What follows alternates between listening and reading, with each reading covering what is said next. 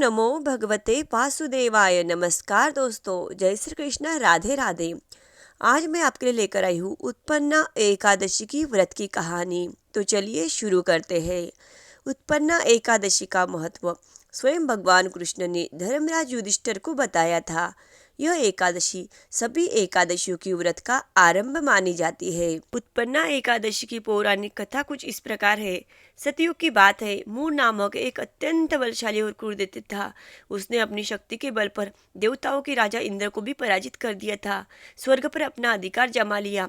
सभी देवता भयभीत होकर स्वर्ग से निष्कासित कर दिए गए। दुखी और पीड़ित देवता मदद के लिए भगवान शिव के पास पहुंचे। भगवान शिव ने उन्हें सृष्टि के पालनहार भगवान विष्णु की शरण में जाने की सलाह दी। सभी देवता भगवान विष्णु के पास पहुंचे और अपनी व्यथा सुनाई। देवताओं की रक्षा के लिए भगवान विष्णु ने मूर दैत्य को युद्ध के लिए ललकारा।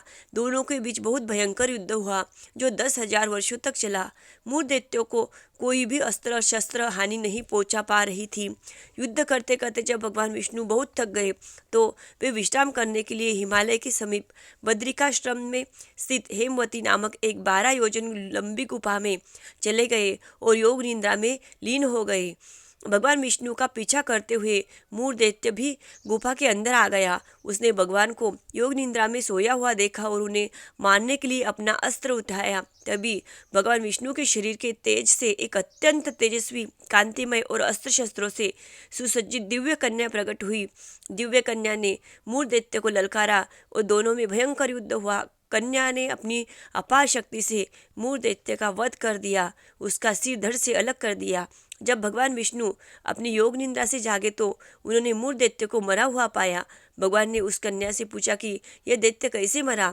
कन्या ने बताया कि यह दैत्य आपके शरीर से उत्पन्न हुई शक्ति द्वारा ही मारा गया है। कन्या के इस पराक्रम से प्रसन्न होकर भगवान विष्णु ने उससे वरदान मांगने को कहा। कन्या ने कहा, हे प्रभु, मेरा जन्म मार्गशीर्ष मास की कृष्ण पक्ष की एकादशी तिथि को हुआ है। मेरा नाम एकादशी हो और जो भी मनुष्य मेरे इस दिन व्रत करे उसके सभी पाप नष्ट हो और उसे मोक्ष की प्राप्ति हो।